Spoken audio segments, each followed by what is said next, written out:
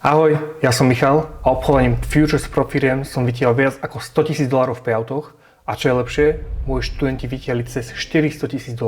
Väčšina traderov hľadá dokonalú stratégiu.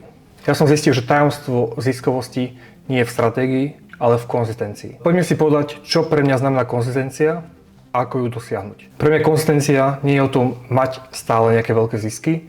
Konzistencia je o tom robiť stabilné zisky každý ten deň. Ak budete konzistentní, dokážete svoj trading udržať dlhodobo ziskový. V podstate ide o to, aby ste robili, respektíve každý jeden deň sa snažili mať nejaký profit, 5 dní v týždni, 20 dní v mesiaci. Dajme si taký malý príklad. Ak by ste udržali každý jeden deň robiť $200 denne, v rámci 20 dní máte $4,000.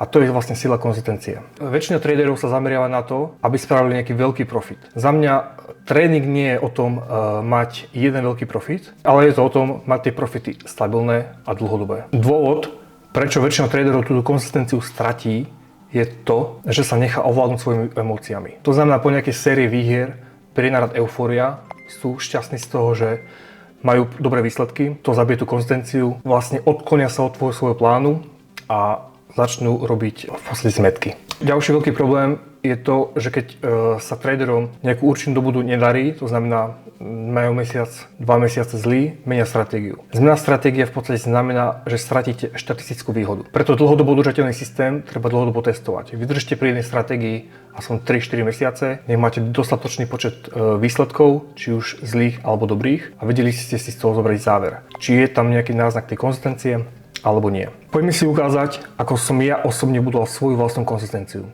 Ja som svoju vlastnú konzistenciu budoval na základe 3 pravidiel. Mám daný jeden obchod denne, mám dané, že beriem maximálne 2 R a keď zoberiem nejaký stop loss, na ten deň končím. Minimálne sa zameriavam každý deň na $200. To znamená, keď mám 200, 300, 400, je mi to úplne jedno, proste mám tam nejaký profit.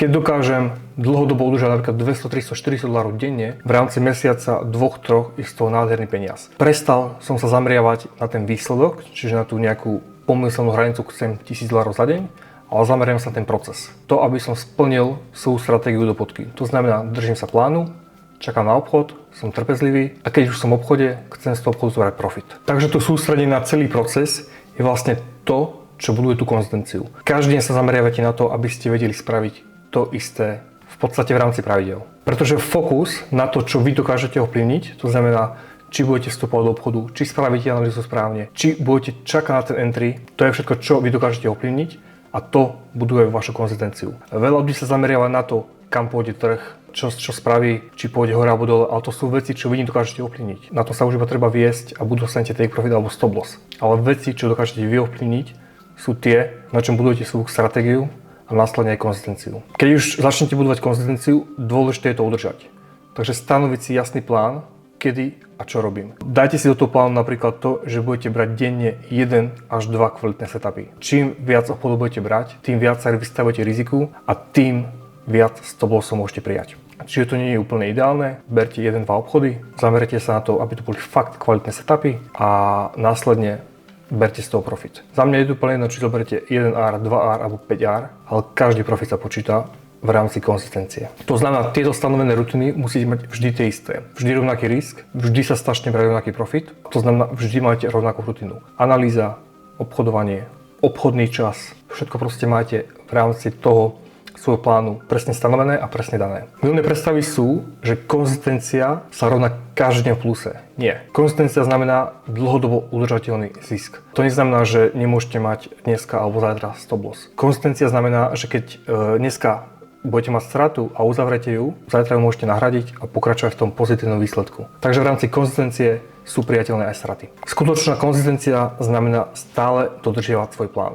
Ak ťa to zaujíma, ako nastaviť systém, klikni dolu do popisu videa, kde nájdeš link, s ktorým sa môžeš spojiť s môjim tímom a poskytni ti viacej informácií. Nezabudni sledovať môj kanál, každý týždeň budem pridávať jedno video, ktoré ťa posunie vpred na svojej tréningovej ceste. Čaute.